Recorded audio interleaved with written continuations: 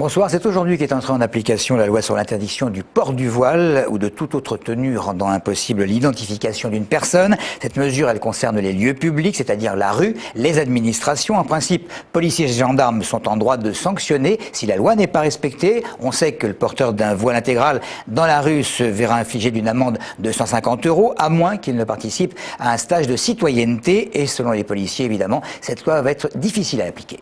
On n'est pas là pour juger si une loi est bien ou pas, on est là pour l'appliquer du mieux possible et avec les moyens que nous avons. Et du coup, on fera ce qu'on pourra, malheureusement, en faisant face sûrement, suivant les lieux, à de l'opposition par rapport à l'application de cette loi. Un petit point à Rissorangis où une fuite impressionnante en fin de semaine dernière dans une canalisation a privé d'eau les habitants de la rue du Clos notamment. Les agents de la Société des eaux de l'Essonne sont immédiatement intervenus. Il a fallu creuser à peu près 1,50 m, une vingtaine de personnes mobilisées. Mais les travaux ne finiront qu'à la fin de la semaine, comme l'explique ce conducteur de travaux au micro de Flore Onissa et de Tariq Aïnous. Les dégâts, c'est environ une centaine de mètres carrés de chaussées dégradées, de l'assainissement cassé, que mes équipes sont empressées de réparer, et la voirie sera refaite dans les jours prochains après une auscultation totale de la gravité. Les riverains de la rue du Clos ont plutôt bien réagi, ont compris la situation.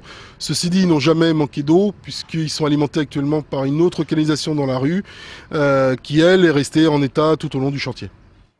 Le prix moyen des appartements en Essonne, il a augmenté de 5,4% dans la période de novembre 2010 à janvier dernier par rapport à la même date il y a un an, et ça équivaut à 2 660 € du mètre carré. Cela dit, selon les notaires, il y a stabilisation depuis janvier.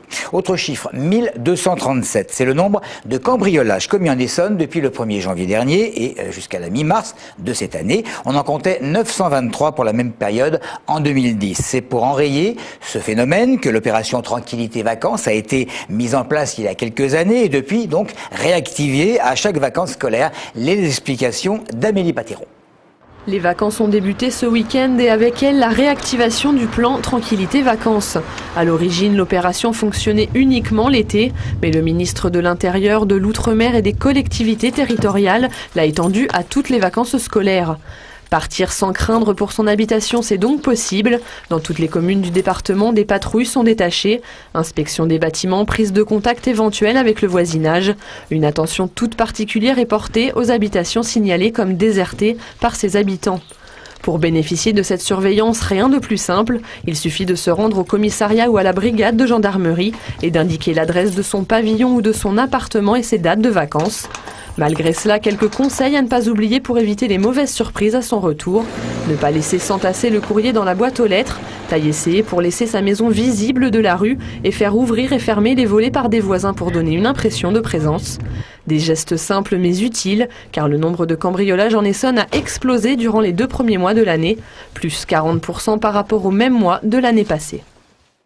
Un sénateur probablement très satisfait, il s'agit de Bernard Vera. Bernard Vera qui a été classé 23e sur 340 dans une étude extrêmement sérieuse sur les meilleurs sénateurs en fonction de critères comme la force de proposition, la capacité de conviction et l'action en commission. Le sénateur maire de Brie-sous-Forges, sénateur communiste, est le seul élu du département à figurer sur ce classement. La construction de la mosquée des Ulysses continue de poser problème. 3 membres de l'association El Andalous se sont mis en grève de la faim pour exiger la signature par la mairie du bail à construire. La mairie qui continue de conditionner la concrétisation du projet sur papier depuis maintenant 10 ans environ à une entente entre toutes les parties. Christophe Garnier, Grégoire Malavo. La température monte entre El Andalous et la mairie des Ulysses. L'association a installé une tente sur le futur site de la mosquée et 3 de ses membres ont entamé ce matin une grève de la faim pour exiger la signature du bail. Le 19 novembre dernier, la commune a rejeté la déclaration d'ouverture du chantier. Elle continue d'exiger que les 2 instances représentatives des musulmans sur la ville s'entendent pour signer ensemble. El Andalous rétorque qu'elle a rassemblé 80% de la somme nécessaire à la construction de la première tranche qui permettrait d'accueillir le millier de fidèles des Ulysses. Nous, on continue, là, nous sommes partis pour une grève illimitée, pour alerter l'opinion publique et le pouvoir, pour la situation dramatique que vivent nos concitoyens français de confession musulmane sur cette ville. On a eu recours à cette grève de la faim, justement pour alerter l'opinion publique qu'il y a aux Ulysses une zone de non-droit où la mairie a été autorisée à signer le bail et qu'elle tarde à appliquer la loi. Aujourd'hui, les fidèles de El Andalous interprètent le refus de la ville comme une ingérence insupportable dans leurs pratiques religieuses. Ils demandent juste un local plus digne que les habituelles salles de prière improvisées. Les nombres de 2 roues blessés ou morts sur la route de plus en plus alarmants. Sur le département, 25% de tués en 2010 contre 21% à l'échelle nationale étaient des cyclomotoristes.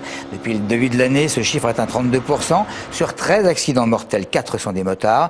En cause, l'augmentation du nombre de cyclomotoristes. Avec les embouteillages, les conducteurs troquent de plus en plus leur voiture contre un 2 roues sans pour autant respecter les règles de sécurité nécessaires comme le port de gants et de tenues adaptées. Le directeur de la prévention routière, Richard Fezer, nous dresse la liste des causes principales d'accidents des 2 roues et dans la majorité des cas, vous allez voir que c'est le conducteur qui en est souvent à l'origine. La cause principale d'accident des motards, c'est le non-respect de la vitesse. 8 sur 10 roulent au-dessus des vitesses autorisées. C'est l'alcool à moto, évidemment, puisqu'on a dit que plus de 25% sont concernés par des problèmes d'alcool. Il y a aussi, bien sûr, l'équipement du motard, qui n'est pas satisfaisant.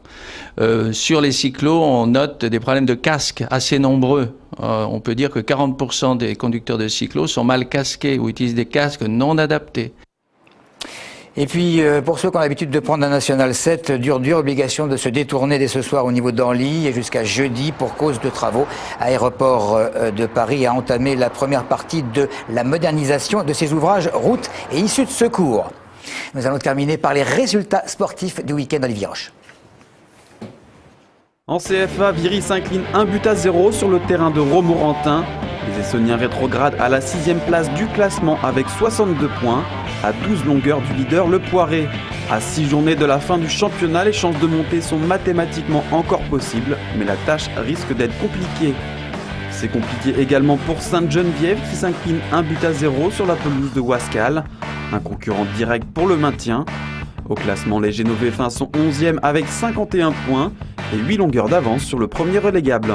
En D1 féminine, Juvisy jouait son match en retard contre Saint-Étienne. Les Essonniennes s'imposent 2-1, but inscrit par Tinet et Machard.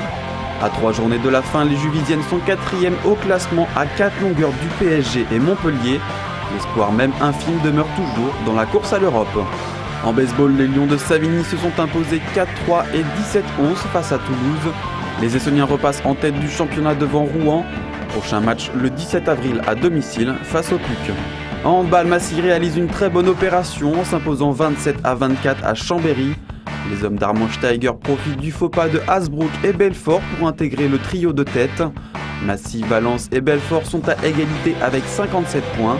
À 3 journées de la fin, le suspense reste entier dans la course au titre. En National 2, Savigny enregistre sa 4e victoire consécutive en s'imposant 28-24 contre Torcy. Les Essonniens remontent sur la 3e marche du podium avec 54 points. En revanche, l'avenir est bien sombre pour Saint-Michel en s'inclinant 24-27 face au co-leader Bruges. Les Essonniens ont quasiment dit au revoir à la National 2. À 3 journées de la fin, les hommes de Michel Liorès sont 13e au classement avec 38 points à 5 longueurs du premier non relégable. Et